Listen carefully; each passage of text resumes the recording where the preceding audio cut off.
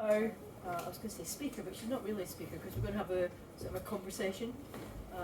Frances Thorburn, some of you may know her from River City, but there's a lot more to this lady than just appearing as that particular character in the soap.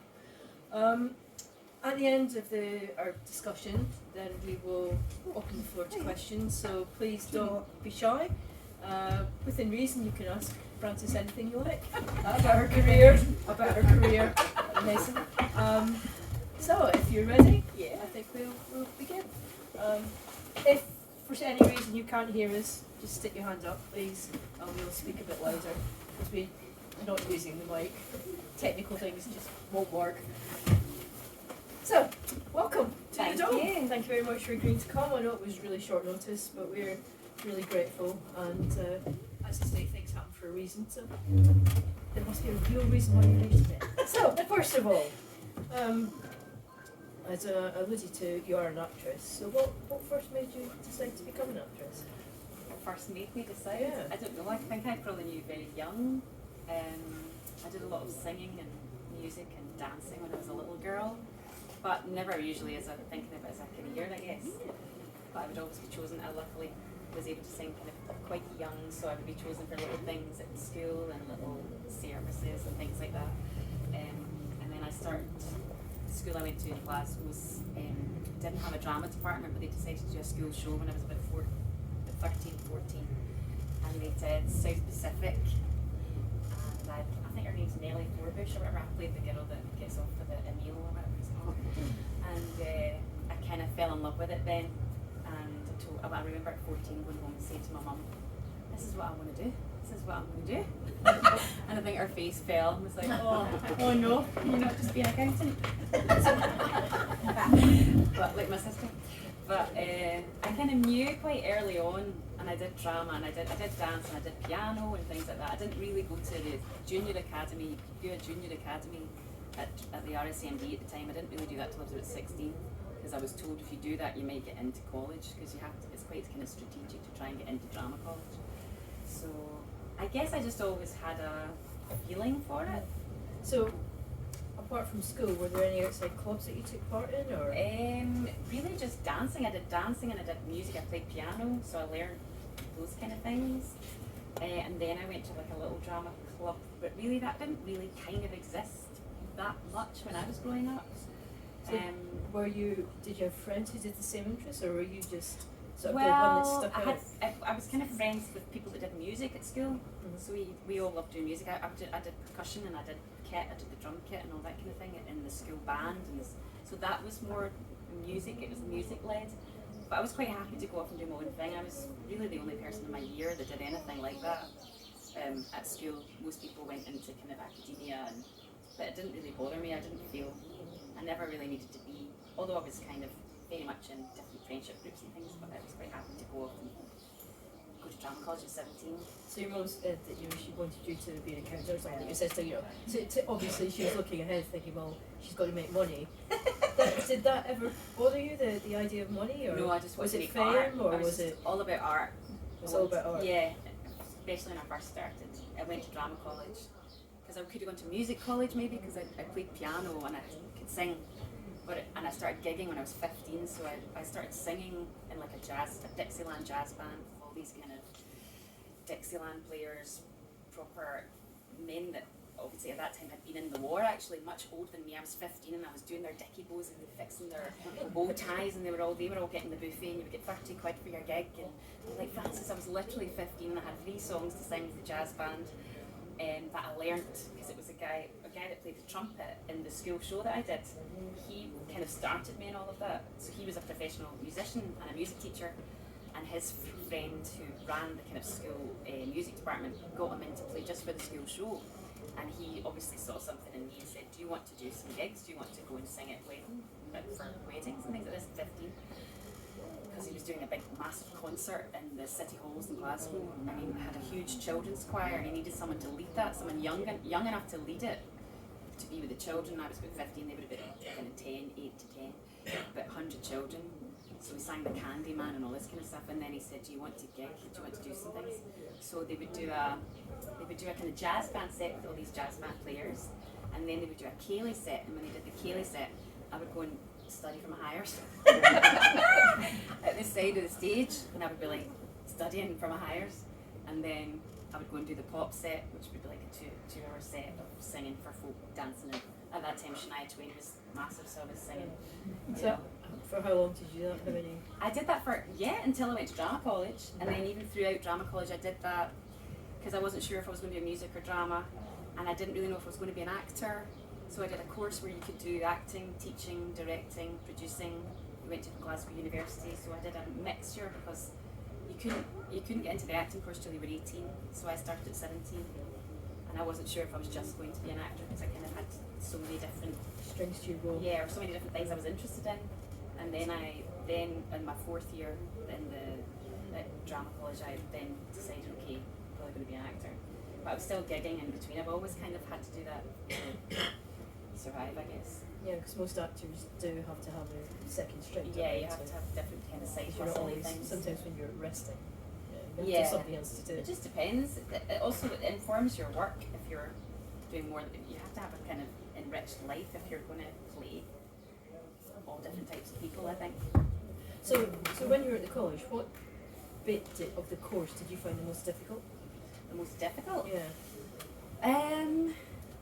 Probably handling people's mental energies.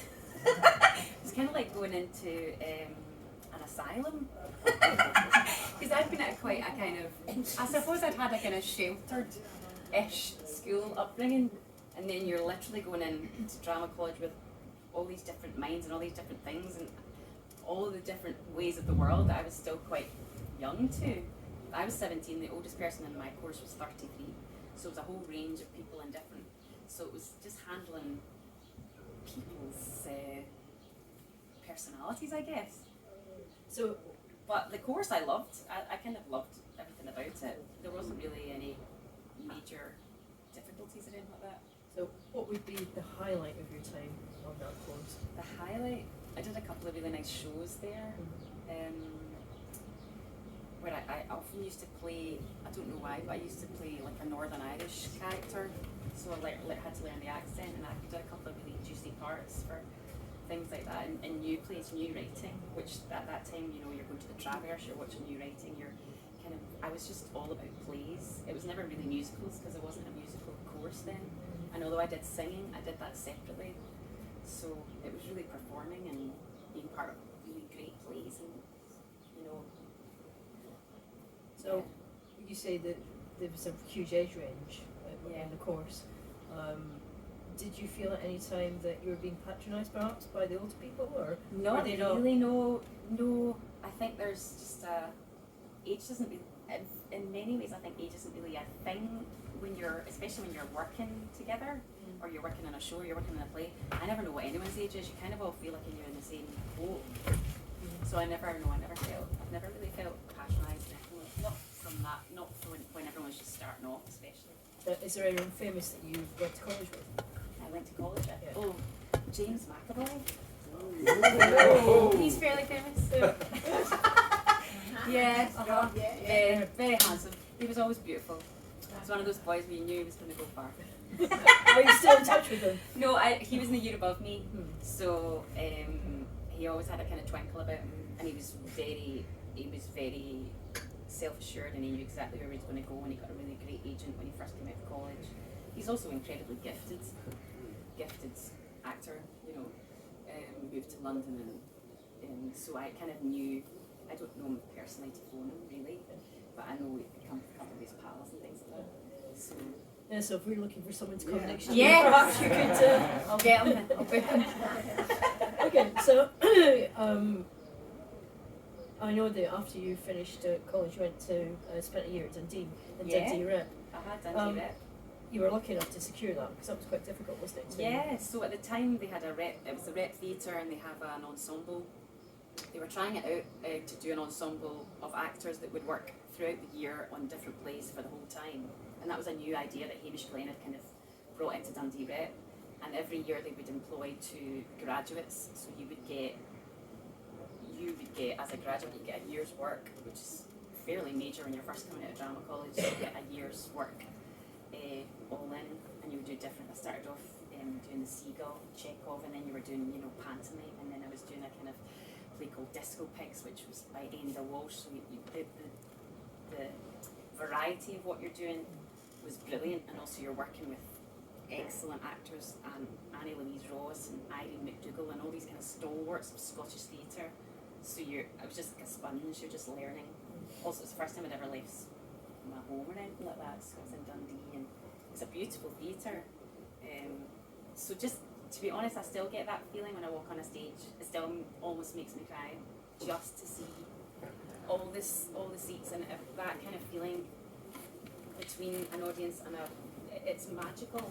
That relationship between your audience and yourself, and you're all kind of, it's all the magic happens in the middle. So I still get moved by that. Being on the stage, because obviously as an audience we see it differently, but when you're on the stage, it's well known, for example, that it's really hard to play to a Glasgow audience because they tell you exactly what they think. As an actor, how do you perceive that? Well, it depends, because if they love you, they love you. So it depends what the feeling is. I've done a lot of pub theatre, so I played at the Oran Moor, which I don't know if some of you have known of been there. You do a lot of pantomime there, and it's kind of raucous, but it can also be kind of wild nights where you're doing a show about, you know, Judy Garland, and people are in the palm of your hand, or they're having a drink, or they're going to pee. Or I worked at the Globe in London, Shakespeare's Globe. That's a whole other ball game, because you can see everyone. Usually when you go out, you can't see everyone's faces, but at the Globe, you can see everyone in the pit. You can see everyone's faces. You can see absolutely everyone. So you can see all their expressions. You can see people reading there's usually people reading the play to see if you're getting words right. I remember that because it was Shakespeare. I was like, ah. And then there's like people snogging in the corner, and I mean the Globe's wild in that way. Do you get distracted by that? Yeah, so it can really, but then also you've got to like them in, so you've got to find a way of connecting that's your job really.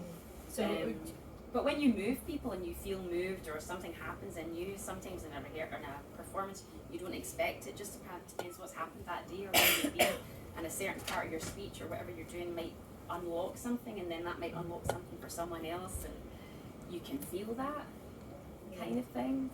And if they don't like you, then you have to win them round. It's a constant game, I think.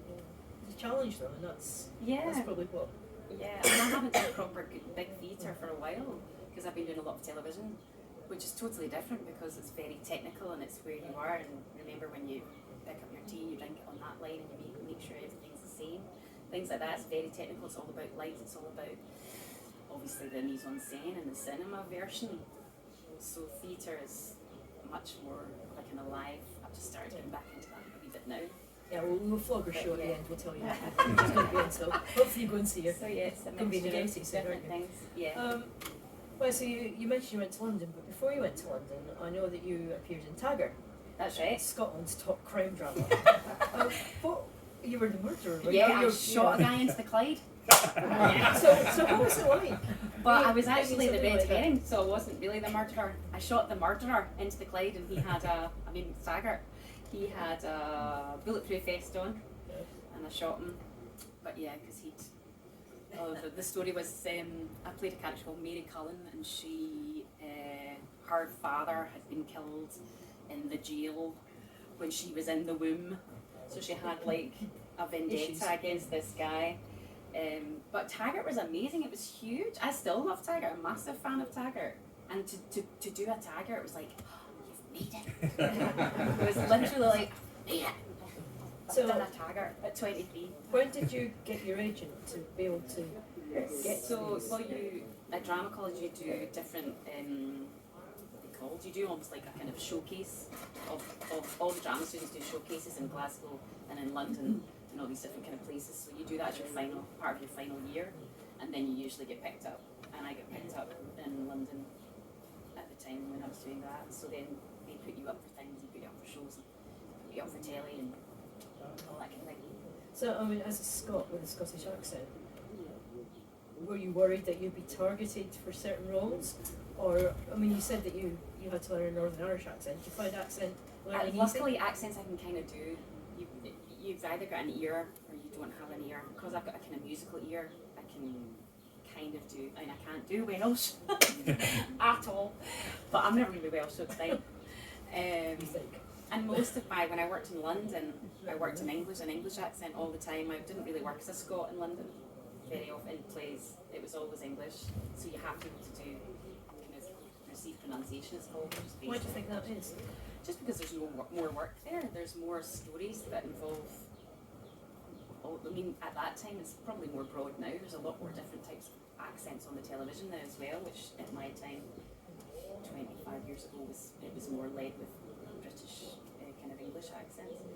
So why did you go to London then? You said at the age of 23? Yeah, I got my tagger, I got my first tagger, and that was enough money to pay for my first month's rent and my first month's deposit for London, so I was like, going. Because I wanted to do really great theatre. I wanted to do, different types of theatre and expand what I was doing, so that's why I went to London. I had just enough to go, and that was it. I thought, I'll go. I didn't know anyone. I moved in one girl that I knew and 4 other girls, and I don't know, 23, you're thinking you're going to take on the world and change the world with art and theatre. That's what I felt. So what was the first thing you did when you got to London in terms of work? I made sure I got a job. I had 2 weeks to get a job, and I got a job in Harrods. Selling perfume. So a lot of actors in Harrods are selling you stuff they don't know about. Would you like to try the new exclusive? Yeah. So that's what I did, because I had to earn, and you can't live in London and not earn any money. So that was my kind of little window of like 2 weeks, and you have to find something. And that was also great because I met so many different actors, different people that had worked there and had trained there, and because you're kind of starting again, nobody really knows who you are. Because obviously, apart from the agent, what other contacts and did you make immediately when you got to? Yeah, I did actually meet people of like minds and things like that, and I met a few musicians, and I wrote an album when I was down there. It's I wanted to be a singer-songwriter for a lot of my early 20s, so I met a couple of guys actually from Belfast and Bangor, just through a friend, and an actor friend of mine who I met in Dundee said, "Do you know any musicians?" And he said, "These are the musicians I know." And I phoned them up. I was like, "Hi!" And I would arrive at their house and be like, "I've written a song." And they were like, "Okay, let's write an album." And it kind of became this thing, and I wrote an album and recorded things. And still available to purchase? No, anymore. But it was a big thing at the time for me to do all those kind of things. So what was your first main stage? Well, I did a tour of a play called Easter, which is a Strindberg play, where I played a very young kind of. I used to get. The great thing was I looked really young, so I'd get really young parts, which not everyone could get because The first thing I did actually was at the sets was "'Tis Pity She's a Whore." I did that, Jacobean, where everyone gets killed at the end. So that was complex. I did that at the Sets Theatre in Glasgow, and then in London my first thing was a play called Easter, which was Strindberg, which was a tour with a young kind of psychotic, youthful child. She was a really good part, but English.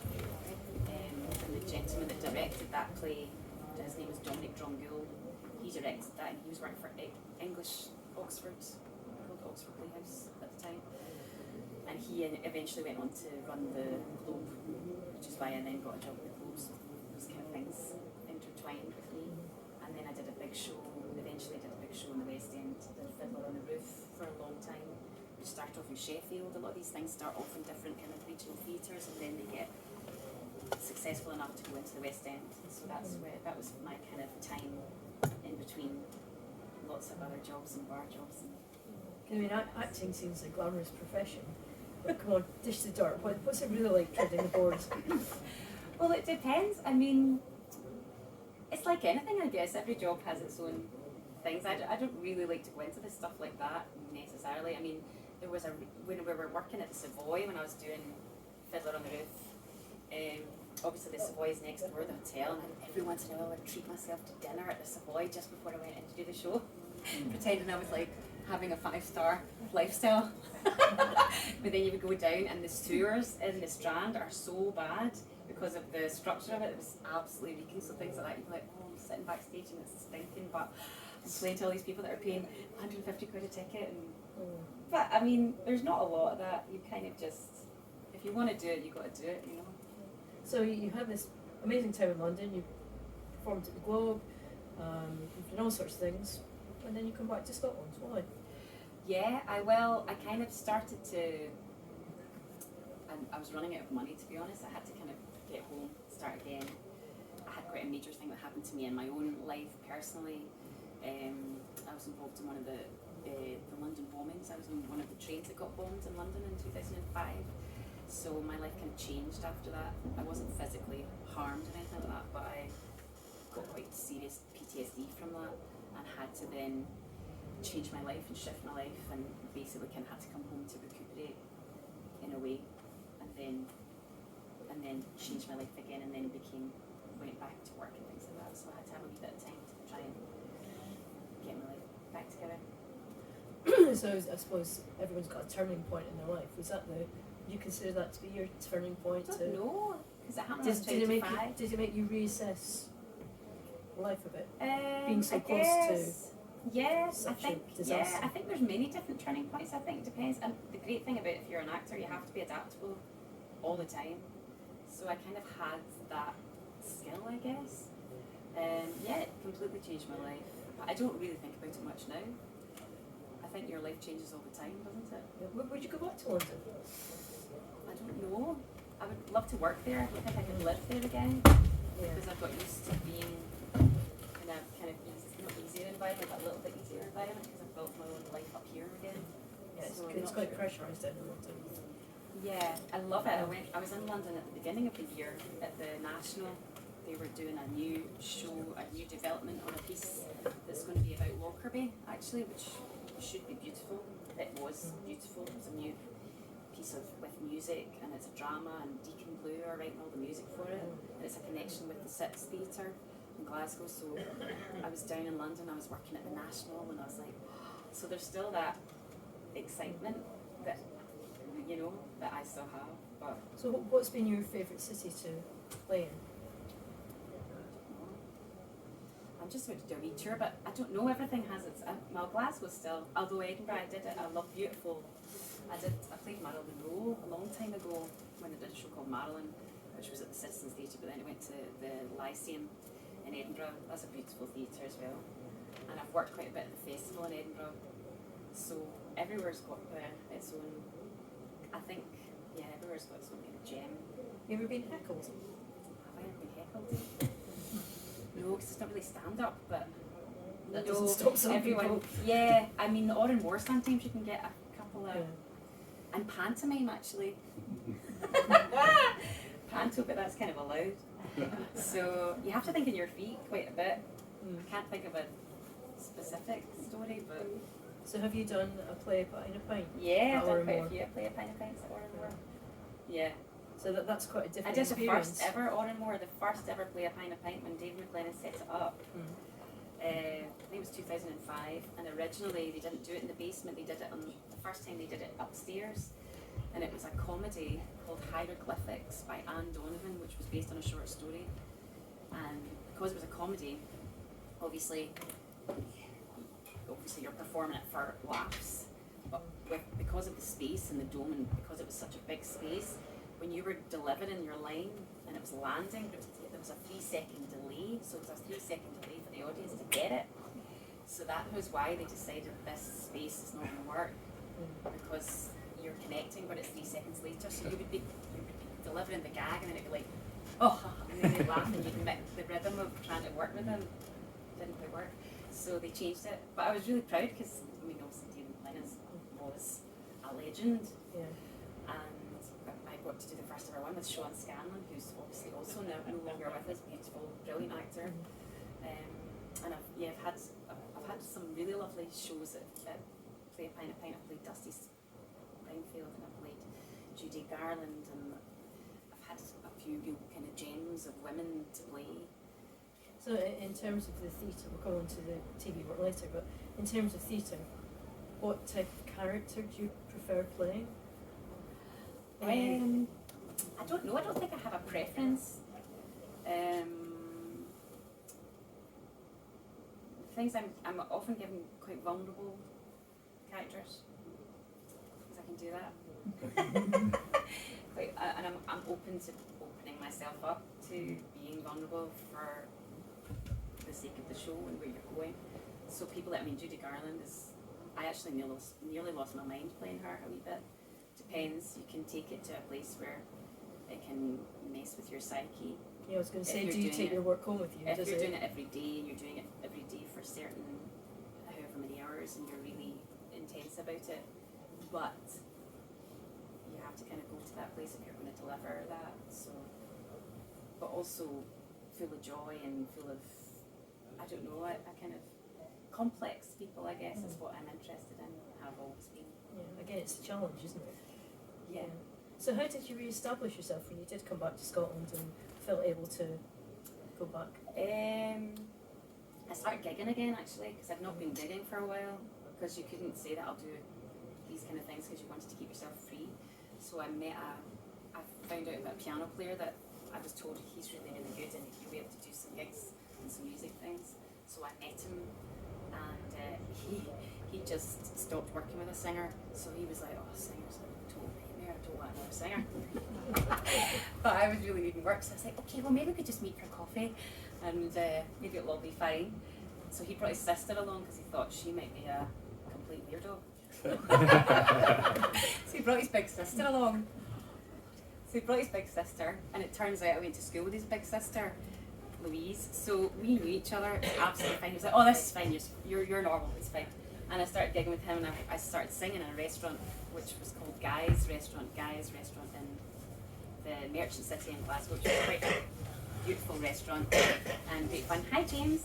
So I started that. I started kind of ignited that in me again, and I would just do Thursdays and Saturday nights, and then I started auditioning for things. I got into the Moore, a little tiny kind of play a pint of jazz plus murder thing, which then got me in there, which then had a connection for me. So how does it feel when you get rejected from roles? Because it's not every role you go for, you're not going to get. No. Well, you just have to get used to it. Rejection's your whole life. Pretty much. You have to. It's harder when you're younger, I suppose, when you really want them. And there's still lots of jobs that you really want, but I kind of also been doing it long enough that a lot of the time you will go and see a play and think, "Oh, it's totally not right for that." Or you'll be like, "Oh, they're much more suited to me as I would do it." And there's usually always a reason somewhere in the cosmos why you didn't get it, because actually this is what you're going to do. But there's things. I was up for something that was off Broadway in New York that was going to be in September. I was like, "Oh, the month of September in New York, that'd be amazing." You don't get it, so you're like, but you have to, I don't know, it's a mixture of. So how did you land the role of Kim in River City? Well, Kim Monroe, or Kim O'Hara. Yeah, that was a kind of, I'd always wanted to be in River City because I loved it. I loved the show, and I used to watch it every Tuesday with my mum. And I thought by the end of in my late 20s, 30s, I thought I've been doing theatre for long enough, I have to try and earn some money. So I thought I need to get a TV gig, and that was the biggest show, still is the biggest show here. So I was living at my mum's at the time, because I didn't have any money, and so there was a night class that I could take in TV and film auditioning. And I didn't have a lot of confidence with film and television auditions because they're very specific. So I thought, okay, I can do this night class. It was a Tuesday night, it was like a 3-month night class. And the people that were involved were the writers of River City, one of the guys that cast River City. I was quite strategic, which I have to be. And a few different directors that were involved in different people. So I thought, okay, if anyone's going to see me do this, it'll be them. And also I can learn at the same time. So it was 300 quid, and it was literally the last 300 quid that I had in December for it. And I went to it every week, and we did different auditions and things like that. You learn scripts and all that kind of thing. So they kind of were aware of me from that. And then it took about another year before I actually got the role, because they were saying to me quite a few times after that night class, "Would you ever think about doing River City?" I was like, "Why do you think I was like, yeah, funnily enough, yeah." Anyway, but So they kind of, as that fed, that was a wee seed really to start that. And then I did a big show called Doris, Dolly and the Dressing Room Divas, which was a big show that was on at the Oran Moor, and they all came to see that. So they saw you on stage. And there was a few different people that were kind of trying to get me involved in it somehow. I went up for a character to play the sister of one of the girls that was in it, Dawn Steele at the time. I was up to play her sister, and I didn't get it. She was an army wife. You remember her, John. Anyway, I didn't get it, so I kind of just put it to bed and thought, you know what, it's not going to happen for me. And then they wrote me a part. So they wrote me a part, and they were like, this is who we want you to be. We want you to come in as the new love interest for the lead guy in the show, for Stephen Pardon, who plays Bob. So did you feel a lot of pressure then? Yeah, but I was just elated. I took a picture I was doing a show at the Traverse at the time in Edinburgh, this brilliant play. And so I was kind of living on doing this play that was on at the Tron and the Traverse. I was in a really good place in my life, and then I got the call to say you've got the River City gig, and I was in Queen Street Station, and I took a picture of my face so that I always remember how I felt. I was like, just like, because that's honestly, it's life changing, something like that happening to you, where you're actually going to get a job on the television, which is still huge. So do you have any say in how the character develops? Not really, no. I mean, they'll connect with you about it. And I've never really done television acting, so it was brand new for me.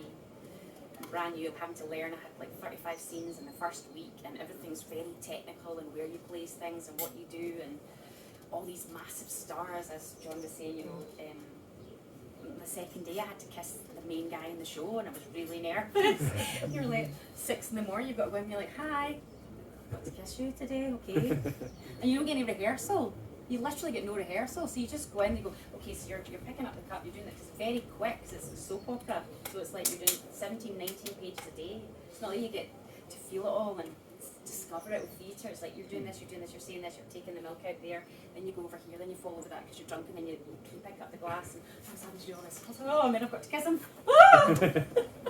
So it was actually, but it's one of the best training, learning grounds, because you're there every day, you're doing so many scenes, your brain has to shift from learning lines immediately. You're learning the night before. Most of the regulars just learn the night before because everything changes.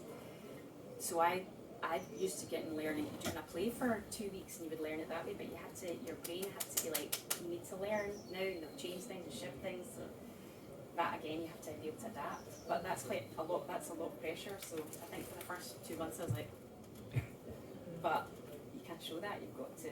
Have you ever done a live episode? No, I've never done that. I'd love to do that. Never done that. Warts and all then, yeah. I think we should do a musical episode. For everybody sings, they keep talking about that, River City the musical. Maybe it could be shown. There's definitely money in it, somehow. So how much of you, so for anyone who hasn't watched River City, how much of you is in Kim? Well, yeah, I think there's definitely bits of me that are in her. I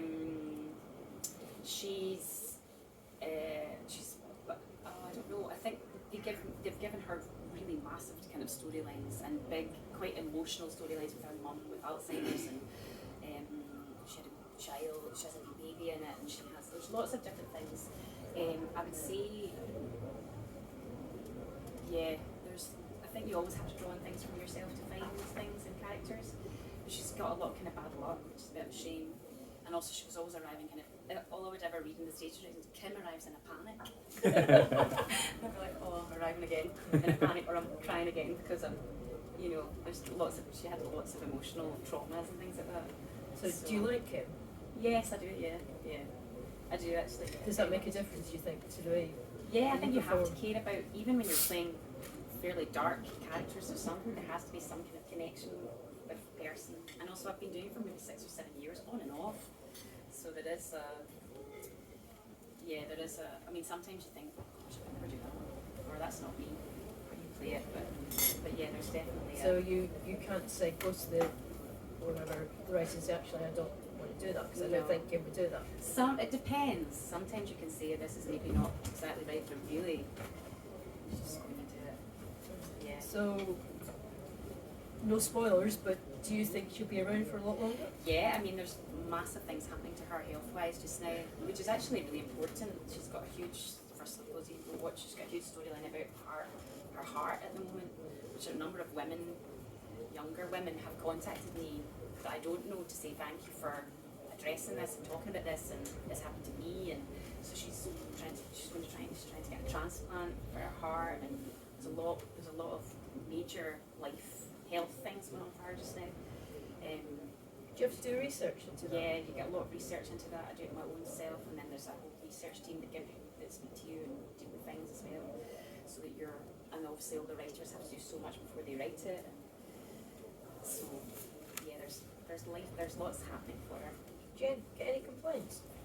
Do I get well? Oh, not you per se, but I mean, perhaps the probably. programme because of some of the issues they cover. Yeah, I think it depends. I mean, there's always going to be people, I suppose, that are most of the time things want to be highlighted. So I'm sure there'll be.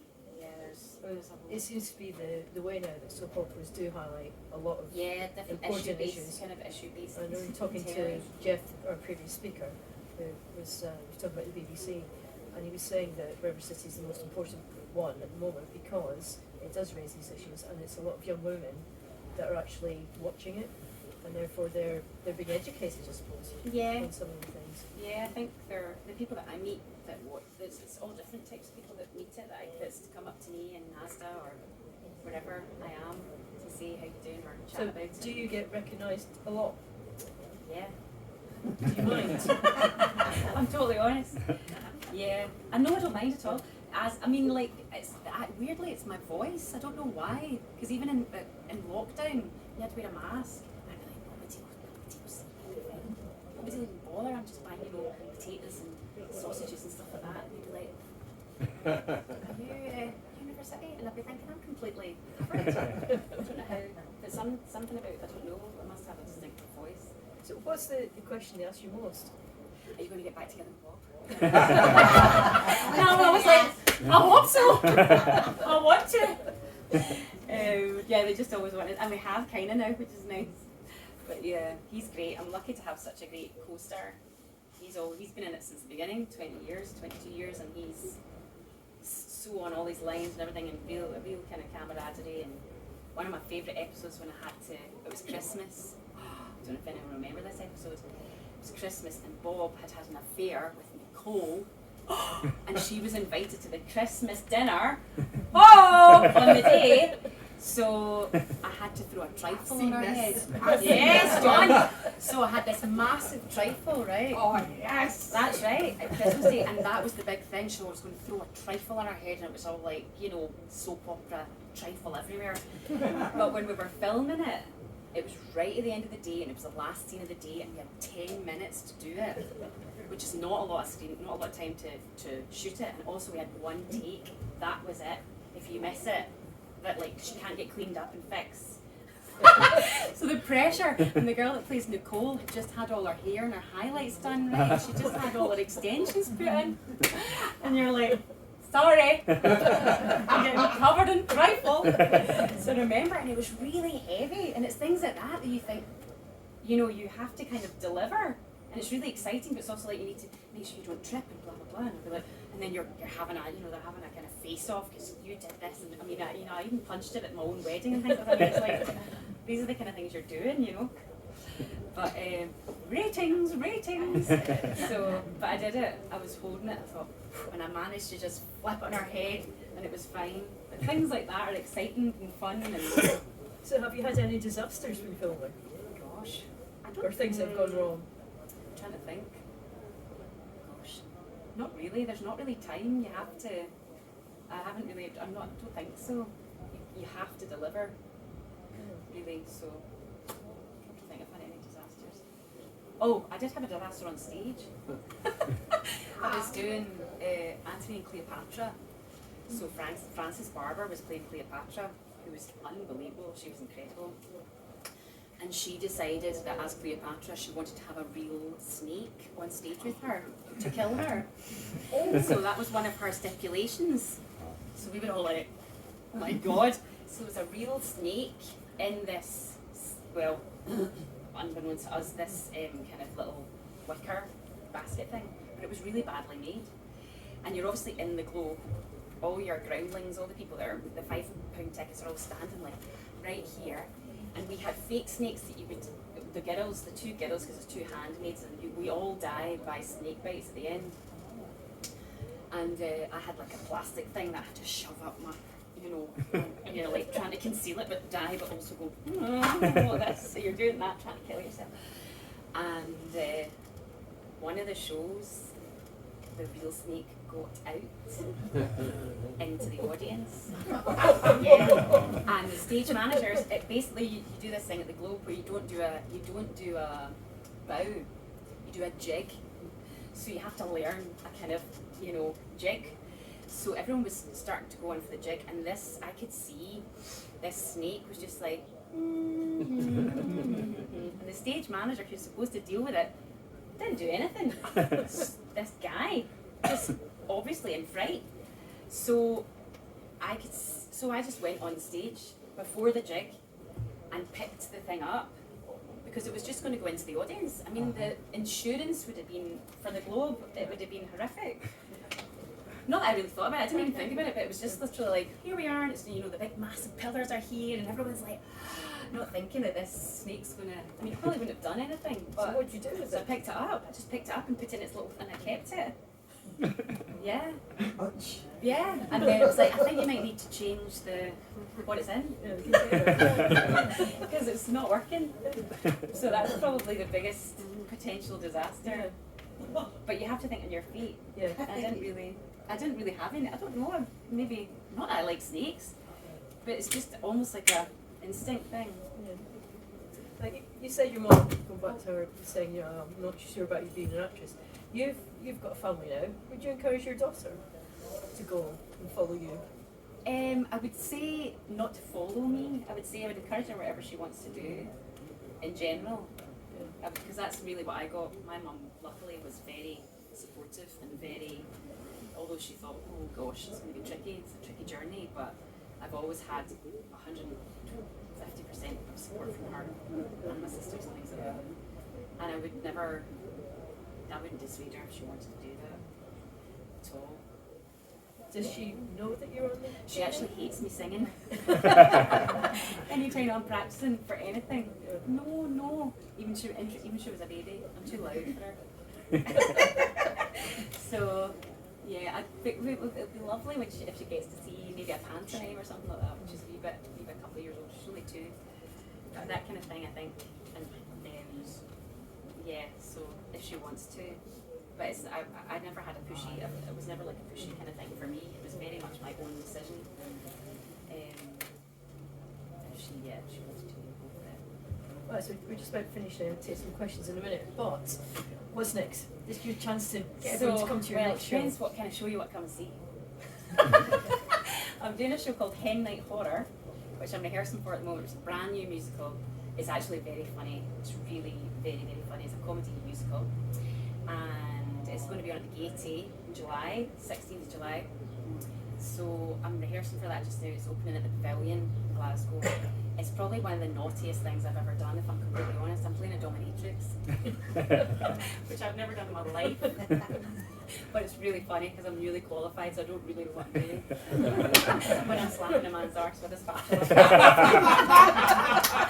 So it's really funny, but it's a certain kind of show if you want to come and see that. But it's great fun, and the music's brilliant. It's really funny if you're wanting a kind of girls' night out. And I've just signed. I'm going to be playing Patsy Cline. So I'm going to play Patsy Cline at the Oran Moor in August. So that's a show all about her life and all her songs. It's kind of a one-woman show, really. So that's the next thing that's coming in. So the Hen Night Horror. Hen Night Horror is rehearsing just now, and it's going to be on in like about a week and a half at the Pavilion in Glasgow, and then at the Gaiety in July.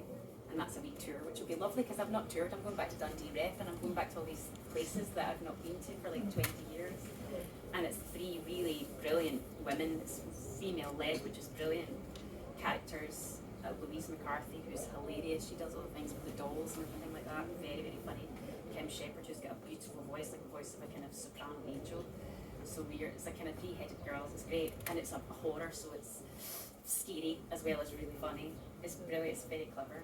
And then Patsy Glen will be. I've just been told that I've got that, so that'll be her life story, which will also be fascinating, I think, and really interesting. So that's the next kind of heroine female. I'm going to be figuring out who she is and how to do her voice. And So how do doing all these things fit in with your TV commitments? well, at the moment I can do that because if there's River City doesn't film all year round, so there's a section of time now because they can only do like short parts of the series. So there's a whole section of time where you're not filming, so I can do that.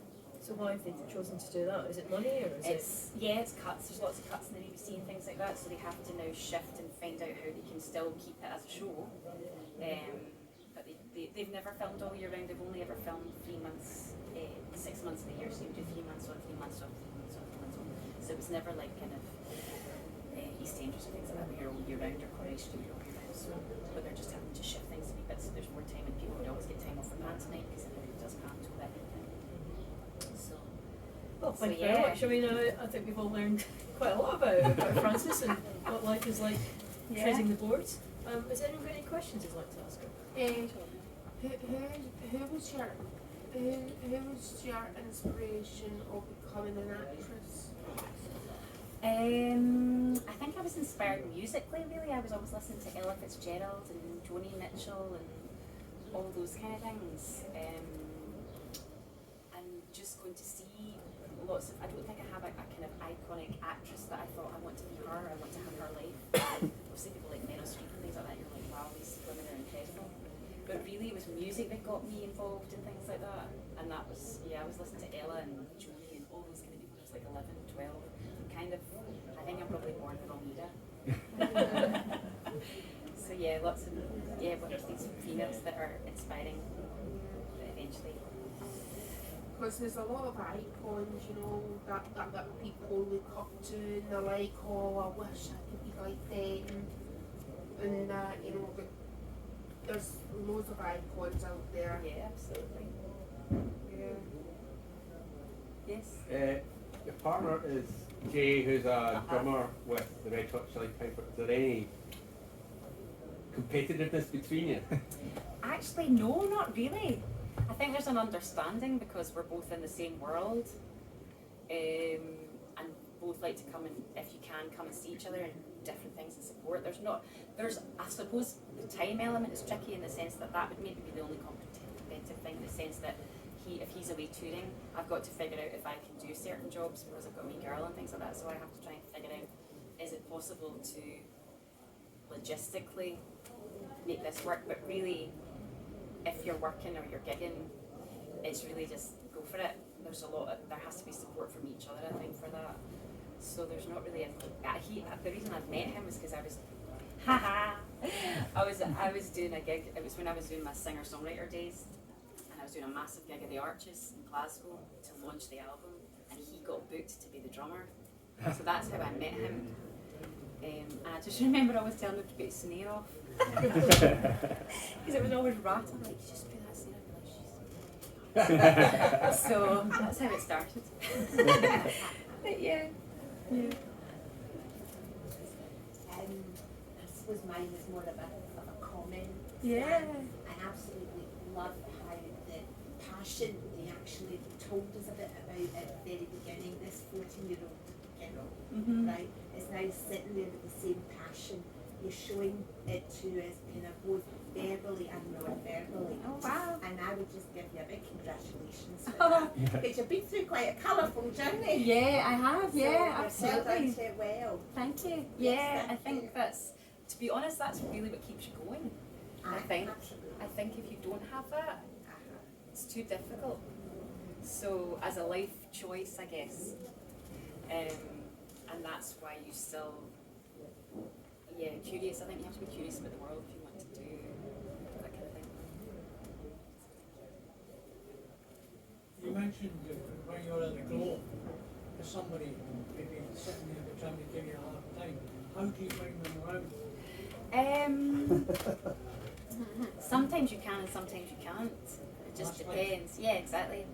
But most of the time, I think you can kind of lock in with someone, and a lot of the time you just become a little bit quieter and a little bit more intense in what you're doing. You invite them in, so you don't have to try too hard. Basically, if you're just more contained, and then they discover that usually happens, or it just depends. Any other questions?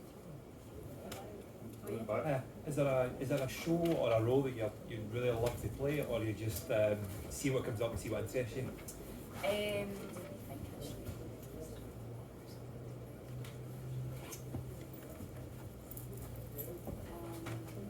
That's a big question.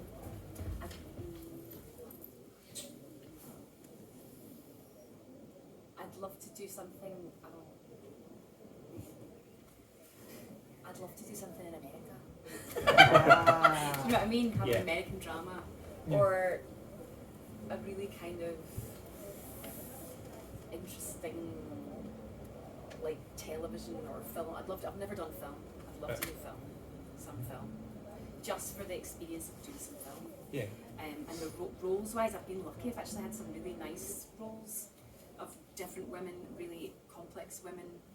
I'm actually really pleased at the moment I'm doing a comedy, because a lot of the stuff I get is quite intense and harrowing and things, so actually doing some comedy is a total joy. Maybe doing a kind of comedy show in telly or something like that would be great fun, or I'd love to do something in New York, things like that are still, I guess, wish list things. But as opposed to an actual character or person, I think I've been quite lucky. Usually you just kind of figure what happens, what comes up, and then you go for it. And it might work, it might not. And there's certain things, like I was just up for Wild Rose. They're doing Wild Rose at the Lyceum, which was the movie they did with the film called Wild Rose. I don't know if you know about it. It was a big arts film. It was about a young Glaswegian woman who wants to go and make it in Nashville.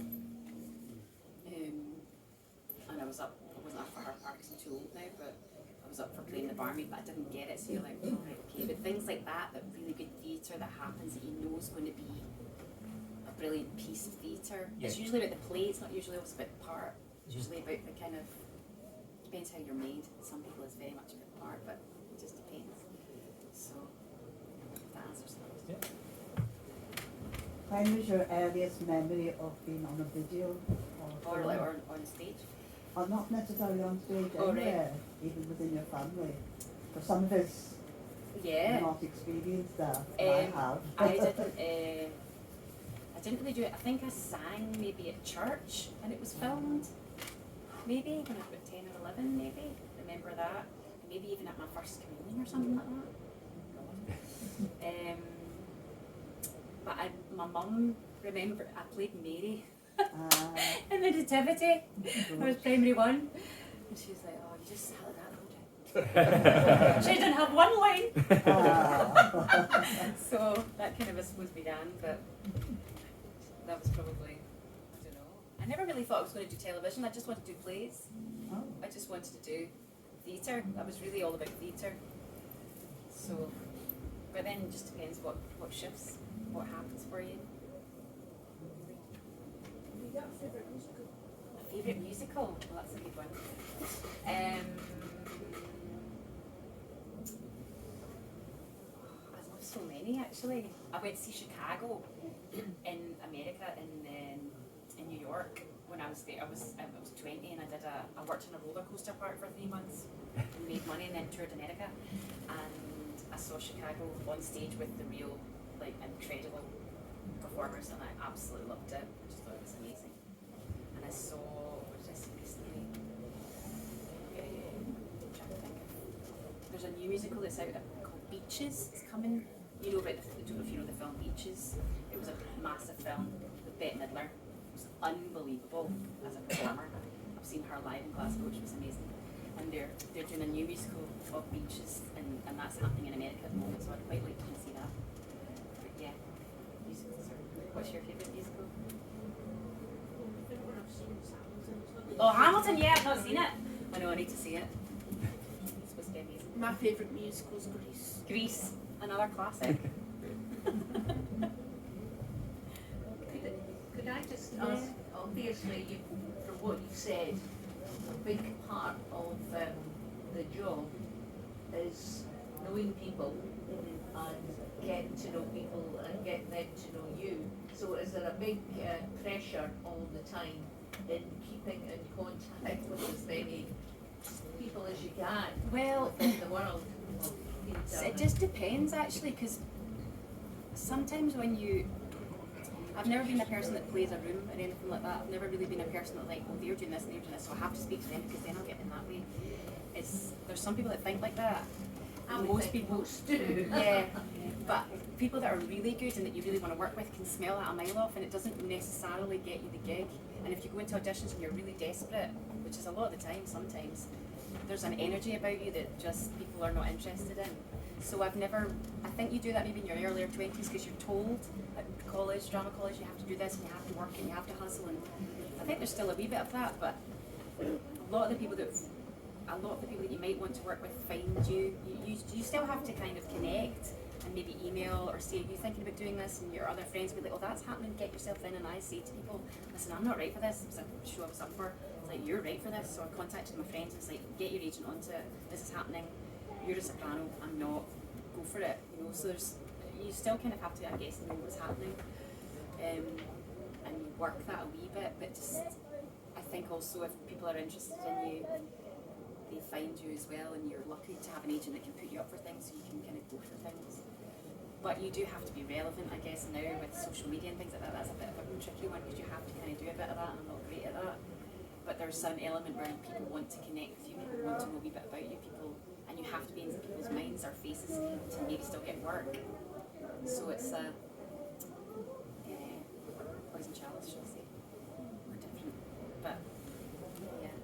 Okay, thank you very much. If anyone would like to carry on the conversation, I'm sure Frances will be happy to chat to you outside in the Yes, over in the there. sunshine. Thanks for please- coming, everyone. It was really nice to see you all. Thank you for. Please don't forget to fill in your forms, and if you like listening to this speaker, you may want to hang around to listen to our next speaker, who is a performance poet. He was the poet for Dumbarton Football Club, wasn't it? So that should be quite an interesting listen to as well. So thank you very much for coming, and I hope you enjoy it.